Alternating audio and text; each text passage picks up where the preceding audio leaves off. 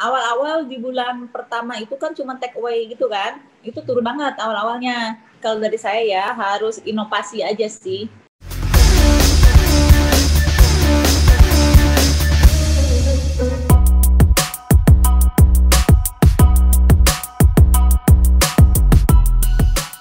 Halo Dewin, apa kabar? Halo, kabar baik. Oke, thank you sudah boleh join di Zoom ya pada siang hari ini. Kita pengen ngobrol-ngobrol seputar bisnisnya Dewin. Boleh ya? Ya, boleh. Ngulik-ngulik nih, ya karena kan Dewin ini usahanya, bisnisnya lagi viral nih ya. Di Instagram tuh banyak yang, wow, ngasih komen yang bagus gitu ya. Nah, kita pengen tanya-tanya seputar usahanya Dewin nih. Boleh di-share nggak usahanya apa nih sekarang Dewin? Aku ada usaha di bidang kuliner, yaitu bakso semok, lalu ada di fashion juga. Selain bakso semok? Ada fashion, di jualan baju. Oh, ya oke. Baik. Aku produksi sendiri. Ya, nah kita pengen ngobrol-ngobrol seputar bakso semoknya nih ya. Iya. Semok itu maksudnya apa ya? Seksi dan montok gitu ya? Ya, bisa dibilang kayak begitu. Cuman kalau dari bakso semok versi sayanya itu orang cenderung berpikir jadinya baksonya itu premium, full daging gitu. Oke. Nah, jadi pertanyaannya gini, Dewin. Kenapa nama brandnya Semok? Nah, kenapa kok nggak yang lain? Biar eye catching aja. Biar eye catching. Eye catching sama yang punya gitu ya? Iya, betul. Nah, tapi kan biasanya kalau misalnya kayak Dewin gitu ya, kalau misalnya cewek itu kan, kalau nggak bisnisnya fashion atau mungkin tentang kecantikan, tapi kenapa pada waktu itu milihnya bakso? Kenapa bukan Karena bakso itu makanan favorit saya, dan saya juga udah riset juga dan sempat googling, ternyata makanan favorit orang Indonesia pada umumnya. Bakso itu makanan rakyat ya, merakyat ya? Iya, betul. Oke. Tapi berarti kata kuncinya adalah riset tadi ya, jadi kita sebelum punya usaha, kita lakukan riset dulu gitu ya? Betul. Kadang-kadang kan kita, teman-teman yang masih muda itu kan dia kalau pengen punya usaha, dia lihat tetangga sebelah rame, pengen ikut-ikutan gitu ya. Kalau Dewin enggak ya, kamu mulainya dari riset dulu. Riset, makanan favorit dulu, lalu saya kombinasi dan coba memang, makanan favorit dulu, terus saya riset, ternyata peminatnya cukup banyak, lalu saya kombinasi aja, yang saya suka itu kayak gimana, jadi saya paduin di sini gitu. Oke, lalu ketemulah bakso. Kalau mie pangsit itu kurang favorit ya? Mie pangsit ya? Oh, kita juga ada mie. Kita juga ada mie-nya. Oke, baik. Jadi kalau bakso semok itu apa aja sih yang dijual? Bakso, dalamnya daging tenderloin, lalu kita juga banyak variannya, ada bakso keju pelangi, ada bakso kentung, ada lobster, ada cumi, banyak banget variannya. Oke, yang best seller apa nih? Yang best seller di outlet? Untuk sekarang sih best sellernya, dan memang dari awal juga memang kita best sellernya bakso daging tenderloin, yaitu kalau di bakso semok namanya bakso ratu. Bakso ratu? Yang di dalamnya ada daging tenderloinnya, tapi untuk menu barunya kita ada lobster, itu juga lagi favorit. Wah, itu keren tuh lobster. Oke, nah Dewin, pertanyaannya, waktu kamu memutuskan, oke, aku pengen bisnis bakso, pada waktu itu kamu sudah punya skill atau memasak bakso itu sudah bisa? Kalau memasak bakso sih nggak bisa ya, otodidak lah kayak gitu. Cuman saya mau belajar, itu prosesnya juga memang nggak cukup mudah gitu kan. Saya harus nge-YouTube sampai ratusan menu saya tulisin, lalu saya kombinasi kayak gitu. Dan memang coba tiap hari sampai 1 bulan lebih. Tiap hari nyobanya, sehari bisa berkali-kali coba kayak gitu. Itu belajarnya gimana? Cari di YouTube kah atau dari Instagram atau beli bukunya gitu? Dari YouTube sih kebanyakan. Dari YouTube ya. Artinya buat smart people yang nonton video ini, kalau misalnya kalian pengen punya usaha sendiri gitu ya, berarti tidak punya skill memasak pun juga bisa, asal mau berusaha begitu ya? Iya, betul. Cuman kan kalau dari YouTube juga paling kan ilmu-ilmu dasarnya aja. Kita juga cuman ini harus banyak baca sih, apa aja kekurangan-kekurangannya gitu kan. Kadang kan kalau dari YouTube itu mungkin jadi baksonya kenyal, kayak gimana kenyal atau jadinya crunchy. Cuman pas kita coba kan pasti beda hasilnya kan gitu. Jadi kita combine aja. Berapa lama dulu trial errornya sampai betul-betul mantep nih baksonya ini bisa saya jual nih? 1 bulan.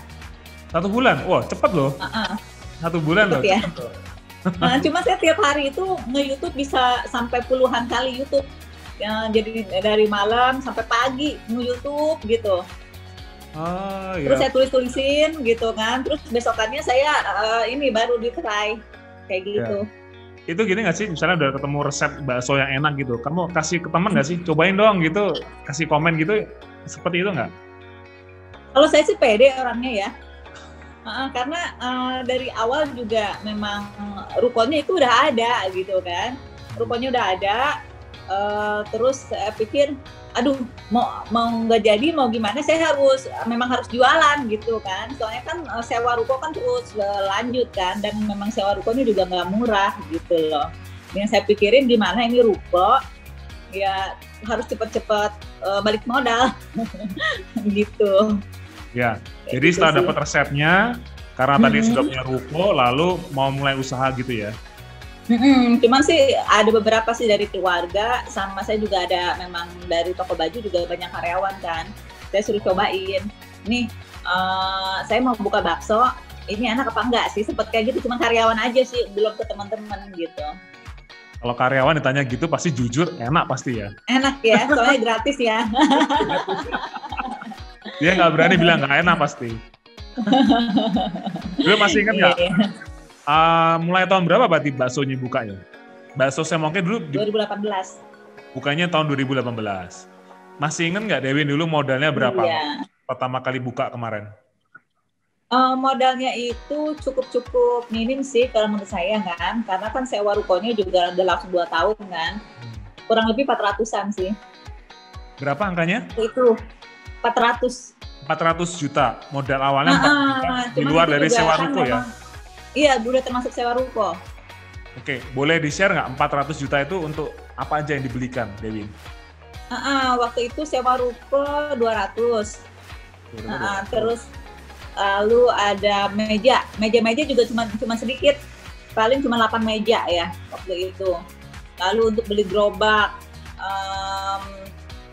meja kasir kayak gitu-gitu sih. Kita karena usaha baru, saya juga nggak ekspektasi bakal booming kan gitu loh. Jadi saya pakai modal seminim-minimnya kayak gitu. Jadi semuanya serba sederhana kayak gitu sih. Ada berapa kursi dulu waktu pertama kali setup? Kursi cuman sekitar 60. 60? Wow. Kalau mejanya cuma 8 ya. Jadinya kursinya 60 aja. Itu 2 lantai. Dan ketika pertama kali buka, Dewi langsung yang melayani depan ya? Artinya yang langsung melayani. Iya. Dan itu yang bikin orang tertarik kelihatannya ya? Iya sih kayaknya. Okay. Karena kan memang sebuah usaha itu kan memang harus totalitas kan ya. Betul. Gitu. Dan kita juga memang nggak tahu bakal tiba-tiba bakal ramai juga gitu kan. Ya saya usahain semaksimal mungkin biar saat itu kan memang modalnya juga menurut saya sih lumayan, dan memang saat itu juga usaha saya lagi kurang bagus di usaha yang lainnya gitu. Jadi benar-benar saya harus berjuang gitu kan. Oke. Gitu. 1 bulan pertama gimana omsetnya? Waktu pertama kali buka 1 bulan pertama sampai 3 bulan sih agak kurang sih. Omset 1 hari 3 jutaan juga udah nutup nih gitu kan. Cuman kan memang sih kekejar segitu sih, malah lebih. Cuman kan lama-lama ini kan berekspektasi mungkin nanti kalau 5 juta nih kayaknya bagus nih gitu kan, bakal profitnya lebih banyak, nanti 7 juta, nanti 10, kayak gitu sih. Jadi makin lama kita usaha, jadi targetnya makin besar gitu. Oke. Ini sih nggak pernah rugi sih. Berapa karyawan awalnya dulu pertama kali di 2018? Mulai ya? Ya. 10 sih karyawannya. Wow. 10. Banyak loh. Artinya waktu 2018 pertama kali langsung 10 karyawan? Iya. Karena kan banyak kalau loh. 2 shift ya. Oh, 2 shift. Ya, 2 shift. Jadi ada shift gitu ya. Nah, lalu yang di bagian kitchen gitu, yang bagian memasaknya ada sendiri ya? Atau Dewin langsung yang terjun tangan? Ada sendiri sebenarnya, cuman pas lagi rame saya selalu bantuin gitu. Pas lagi rame aja. Oke, baik. Nah, Dewin boleh di-share nggak suka dukanya nih? Mungkin dukanya deh, dukanya di bisnis kuliner, terutama bakso ini apa sih? Dukanya, kalau sukanya pasti banyak loh ya. Dukanya itu karena saya itu ini ya semuanya serba premium kan gitu loh. Semua yang saya sajikan itu memang saya ini sih standarnya memang beda dari bakso-bakso pada umumnya gitu loh. Itu nyari yang serba premium itu memang agak sulit pertama kayak gitu. Itu bener dukanya yang saya tiap hari harus ke pasar, harus cek semua kayak beli dagingnya, harus benar-benar sesuai yang saya request. Dan karena kan beda daging juga nanti hasil baksonya juga berubah kan kayak gitu. Terus dari segi kuahnya juga saya harus benar-benar pantau karena kuah bakso semok juga beda sendiri kan. Terus juga ada iga kita juga spesial, iganya semok benar-benar besar kayak gitu. Itu juga emang benar-benar susah nyarinya. Itu sih dukanya sih dari segi saya udah mencetuskan bakso saya itu premium, jadi saya harus jaga kualitas. Itu sih dukanya emang benar-benar sulit banget karena kan di pasaran yang serba premium itu kan agak sulit gitu. Itu dukanya. Lalu pas lagi rame gitu kan, tiba-tiba kotor sedikit kan rame, orang datang rame keluar masuk begitu. Kadang kan sampah di bawah itu kan jadi banyak ya, tisu kadang kan orang makan bakso itu keringetan, tisu buang gitu kan. Nah saat kayak gitu agak kotor sedikit, jadi orang-orang review di Google-nya itu kurang bagus gitu loh. Kayak gitu sih dukanya. Yang apalagi kan saya kan main sosial media kan, jadinya kalau review-review yang gak bagus itu kayak gitu ya cukup buat saya bikin drop sih kayak gitu. Oke, tapi itu hal yang biasa lah ya dalam bisnis, kita ada komplain, ada hal-hal yang itu oke ya. Yang penting kita bagaimana recovery-nya ya.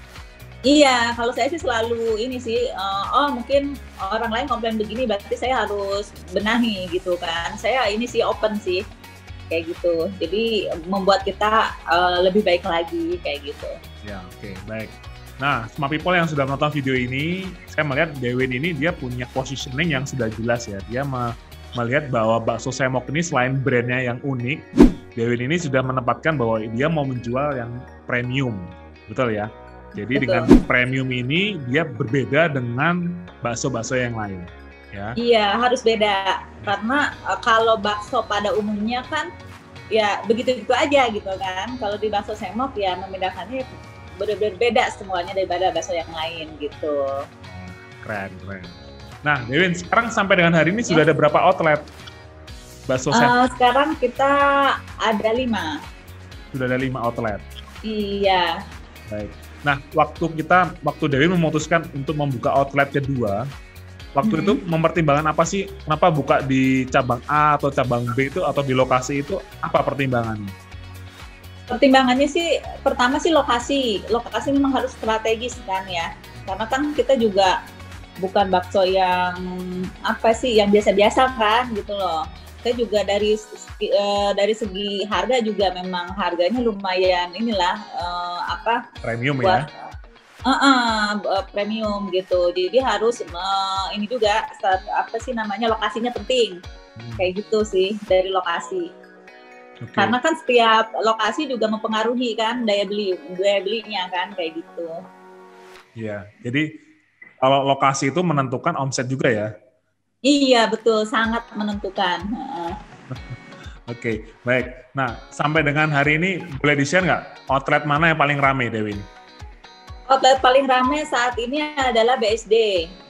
BSD. Itu Tetap outlet pertama ya, outlet BSD pertama. ya? Iya, betul. Itu paling ramai ya. Satu hari Iya. berapa mangkok atau berapa nih omsetnya, Dewin? Kalau di BSD sendiri sih sekitar bisa 250 sampai 300 per hari. Wow, lumayan ya. Itu rame banget tuh, 300 mangkok per hari. Iya, karena tempatnya juga kecil, jadi kadang suka penuh gitu sih. Dan tempatnya juga lumayan strategis dan tempat alun-alunnya kota BSD gitu. Jadinya lumayan, di trafficnya juga bagus banget di situ. Oke, itu pengaruh nggak sih selama pandemi omset turun atau masih stabil selama pandemi COVID ini?